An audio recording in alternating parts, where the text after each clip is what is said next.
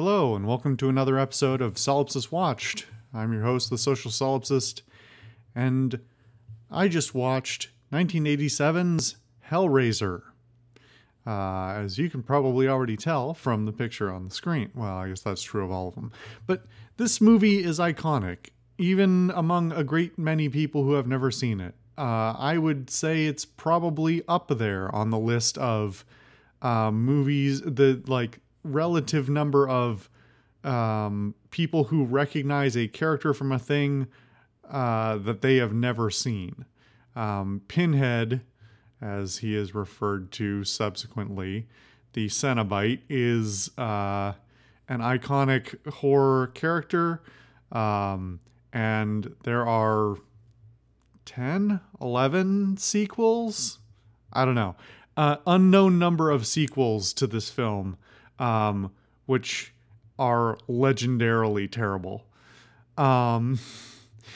So, why did I watch this? It's a really good question, actually, because this is well outside of my normal wheelhouse. I've only in the last sort of 2 years been more willing to delve into the horror genre. It's an area of film I don't typically get into that much, largely because I think a lot of it is sort of, as I've said before, shock value, and that's about where it stops. But trying to change that mentality and absorb some of the, as with the rest of this, process of watching films that I haven't watched, but are culturally important or well known. There are horror films in there, and Hellraiser is one of those. But it also errs towards the sort of the side of horror that I'm not so fond of and sort of explicitly try to avoid, which is the really, I avoid slasher films because I think they tend to be kind of cheap. I avoid the really gore, dismembery, stuff like Saw and those sorts of things, because it's just all right, you're just being gross, and that doesn't do anything for me. It's not that interesting. And this has, or I thought it had, more of that than I was willing to put up with. Honestly, I wasn't sure what to think. I almost stopped it right off the bat, because the film essentially opens with what I have in my note as "meat wind chimes." But I typed that out, and then it made me giggle, and then I was like, all right, I'll give it a chance. Let's see what we got. Ultimately, this film turns out to be not really what I expected. As I mentioned, I'm going to screw it up again. Well, as I mentioned in a previous week, I assume, the one where I watched Event Horizon, this is the second one I'm watching in that sequence of films. I thought this was, based on what my basically zero knowledge of the film outside of, knowing Pinhead and a little bit of the iconography that surrounds this, I was under the impression that a lot more of it is or was going to be attached to a sort of extra dimensional space/hell aspect of it. And really, in substantial chunks of this film, it is very much the sort of domestic horror that was prevalent, particularly in the 70s and into the 80s. Which I shouldn't be that surprised by. It's just not really what I expected. Like I said, Pinhead in particular and the Cenobites in general are so iconic that they seem almost out of place in this film otherwise. The actual very first shot of the film itself sets up an entirely different thing as well, where it's really focused on, or appears to be focused on, the idea of this puzzle box being, an extra dimensional portal of some kind or a mystical artifact that summons or releases or somehow brings the Cenobites to you. But they really don't explore that much. And it sort of falls by the wayside again until the end. It is more or less a mystical MacGuffin. And that, I think, is a lost opportunity, but it's far from the only missed opportunity in this film. On the whole, this film to me is promising, but ultimately disappointing. And I do feel the need to give credit where it's due. This is Clive Barker's directorial debut. He is an iconic but niche figure in a variety of different media. I want to say he's a writer originally, but he's done a variety of different things. He's done screenplays, he's directed some movies, he's written for video games. He's got things with he has lots of things with his name on it. I mean, even this film, being his directorial debut, still says Clive Barker's Hellraiser on it. But it is also heavily adapted from a novel or novella of his. This is the only film of his I've seen. I have never read any of his books, although it has my curiosity. And I have seen the 2 games that he has had his hand in. I think there's only 2, which is Clive Barker's Jericho and Clive Barker's Undying, both of which are fascinating in their own right, not for entirely good reasons, but not entirely bad ones either. I would definitely put him into the sort of schlock auteur category, where he's not making bad stuff. He has clearly has some fascinating ideas. But for one reason or another, most of the products I've seen of his stumble and do a sort of a bit of an epic faceplant at one point or another.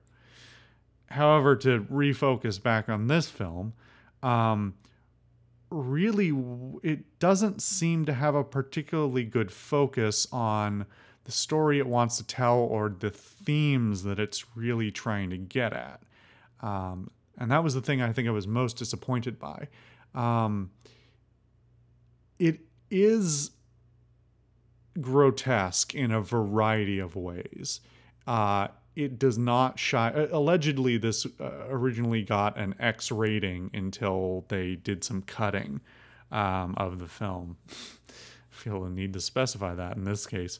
But it does have a substantial amount of gore and dismemberment, and also a very strong sexual component, which is a bit of a mixed bag, but we'll get to that. I will say right off the bat, it's not like extraordinarily exploitative or exploitative for no reason. It's not there for shock value. It is structurally important, so it passes the first hurdle. But to step back again for a second, narratively, it's following the setup is that, well, you know what? I'm just going to jump into the plot at this point. I don't know how else to talk about this film without the plot. There's not that much of it, but if you haven't seen it already, you're probably not going to watch it anyway. The opening of the film starts with a character buying this box, sitting in a room and performing some ritual with it, of which we don't know, and then ultimately appearing to be completely dismembered down to, shreds of meat and bone. They then transition to a domestic scene of a clearly unhappy couple who are moving back into the house, who turn out to be the brother and sister-in-law of the man who bought the box. A sequence of events happens. He's partially resurrected slash, returned from his torture at the hands of the Cenobites, and the movie goes from there. However, the main narrative through line is the idea that the wife of the wife of the brother of the guy. Anyway, the relationship's weird. The man and woman who move in, she doesn't really love him anymore, doesn't really want to be there, but she's always had a thing for his brother, the one who got fucked up. But it then plays out that, like, this was clearly it's essentially a rape thing, and it's very, very confusing and not particularly tasteful. Well, it's rape. It's not tastefully done. But there is some aspect that's supposed to be played up as to the idea that she is attracted to his forcefulness and so on and so forth. And that's also the reason that he sought out the box to try and commune with the Cenobites, who are like hellish manifestations of the ultimate sadomasochistic explorations. That's a whole other can of worms that I don't really want to delve into too deeply, because I could spend all day talking about that one.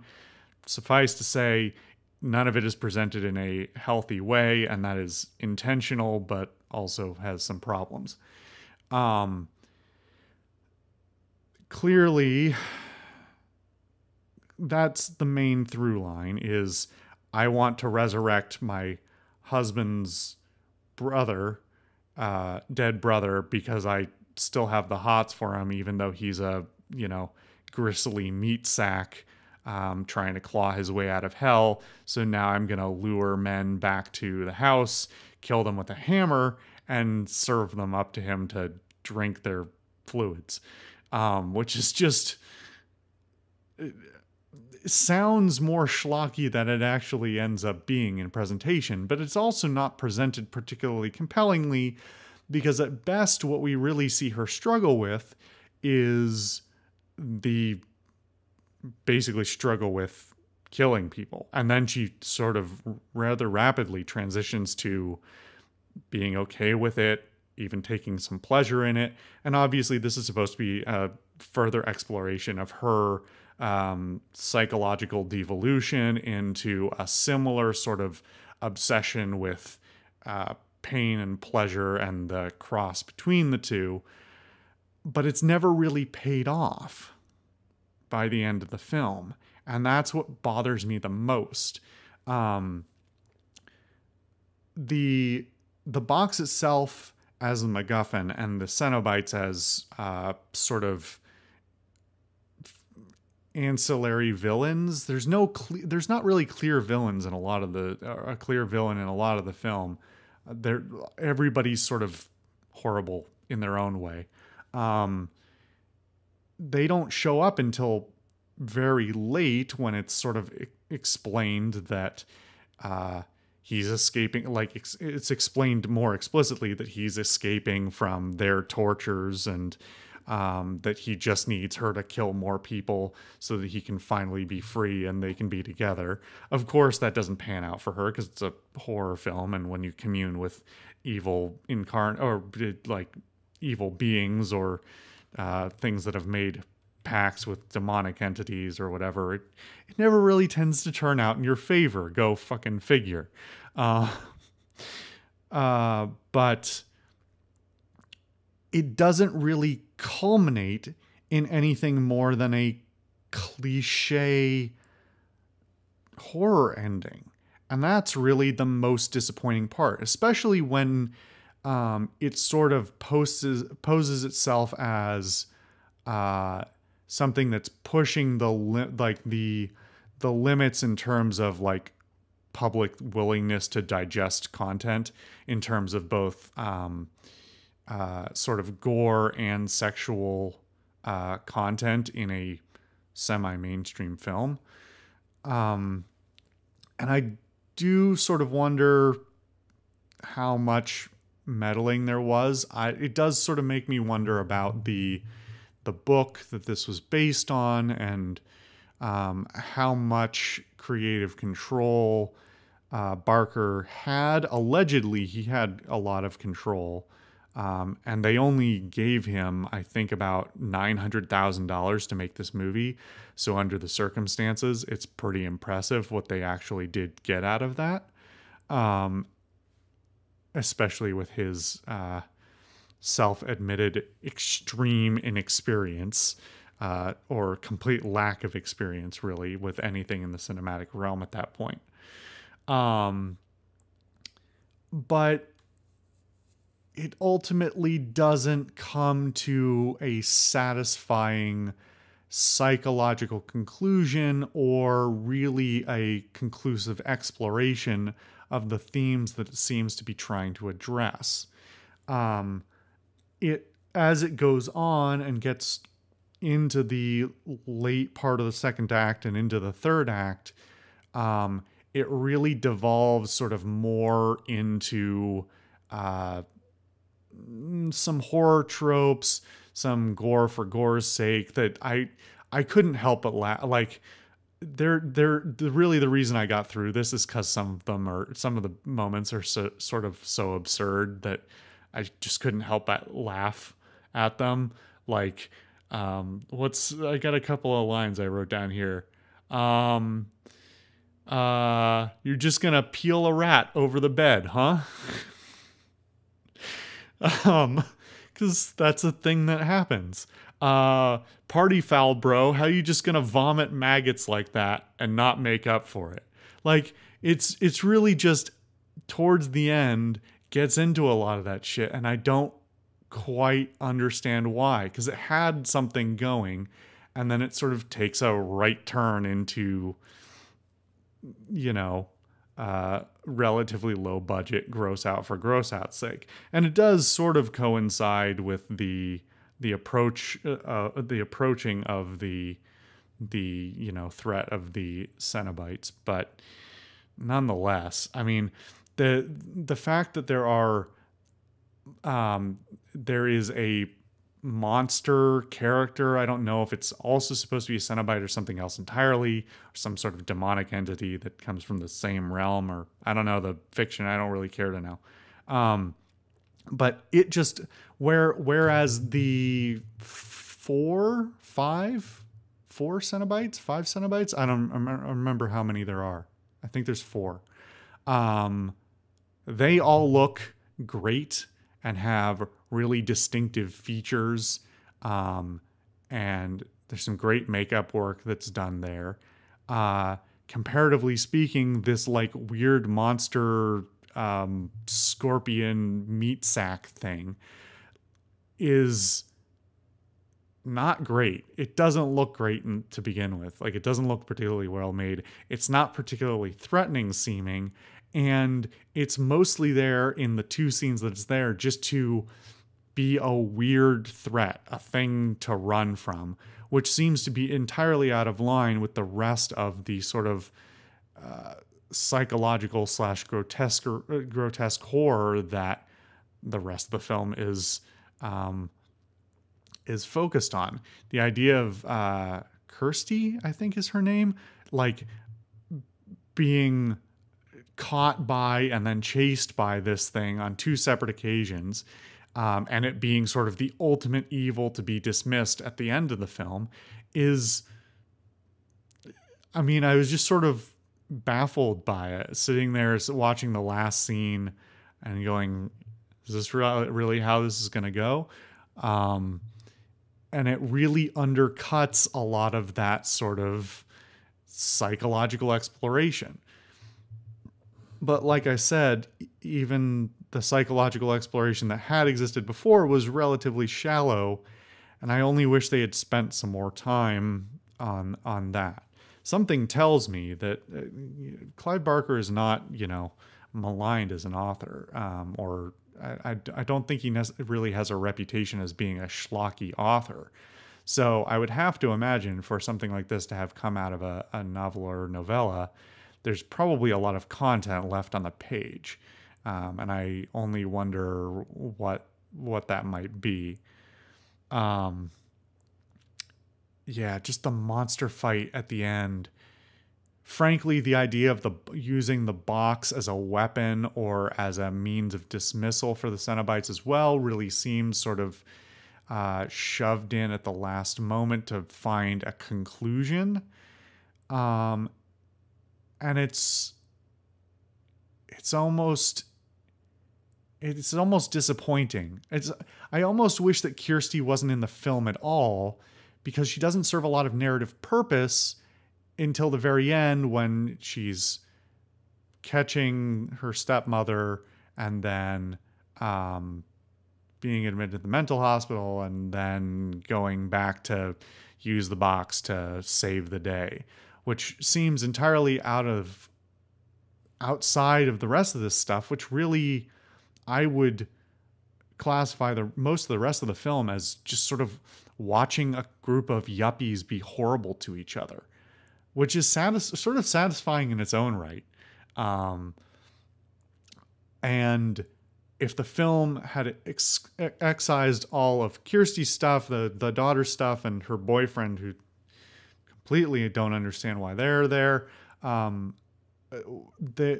if they had excised that entirely, and the ending of the film had been the Cenobites ultimately coming back, reclaiming Fred, I've forgotten his name. Basically reclaiming the brother who they had taken originally, and then taking the husband and wife. Well, the husband's dead. He's sort of not a character in the film for the most part. He's essentially a plot device. But taking her as well as sort of a satisfying conclusion to her arc as a brother cuckold turned murderer and demon resurrector, and extreme sadomasochist pleasure seeker. Like, that would be a satisfying conclusion to her arc if they were to close it out with a satisfying punishment or death. But she just sort of gets stabbed and then thrown away, and it's just sort of the end, even though for the most part she's really the main character for the vast majority of the film. Again, this comes down to a lack of focus in a lot of ways in my mind. And yeah, ultimately pretty disappointing. Oh, and then I forgot right at the end, the burning homeless man that turns into a bone dragon, 'cause 'tis the season. That one is completely without explanation. It is completely baffling. Listen, I don't want to seem like I'm maligning this film completely either. It's got some good bits, and compared to a lot of other 80s and 90s horror films or films in general that I've seen, there's a not insubstantial chunk of those that I would watch this before I would rewatch a lot of those. But it's ultimately a bit of a squandered opportunity, I think. So yeah, I think that mostly covers my thoughts on it. I could talk about the cinematography, the plot, and so on and so forth, or well, the character. I'll talk about it for a moment. Cinematography is bad. Some of the filming is quite bad. Some of it looks like borderline home video stuff. And I mean, granted, $900,000. They only had so much money to go so far, directed by somebody who didn't know what they were doing. So fair dues for them to getting a film out at all, frankly. But there's definitely some rough stuff to look at, even in the remastered edition. The acting in general is pretty it's a lot of it is pretty bad. I didn't realize actually at the time, so I guess they did a decent job of it, but a substantial number of characters are ADR'd because this was filmed in Britain, but it was after the fact retconned to be set in America, so they ADR'd a bunch of characters to have this like weird mid-Atlantic accent. And I mean, I didn't realize they were ADR'd, but that might be because I more thought it was just a rest of the bad quality of the film in general. But also the acting and the voice acting is pretty middling to poor. So that can really only get you so far. So I guess besides that, yeah, that pretty much covers my bases. If you've seen this movie, or you really like this film, or you hate it, or you've seen all of the Hellraiser films and it's your favorite series, whatever your thoughts, please leave them below. Certainly eager to hear thoughts on this one, especially since it's pretty niche, especially these days. I don't think it's something that a lot of new fans are coming to. It's a fascinating beast. I have no plans to watch any of the sequels, most of them for obvious reasons. Anyway, thank you guys for watching another episode of Solipsist Watched. I've been the Social Solipsist, and I will see you guys next time.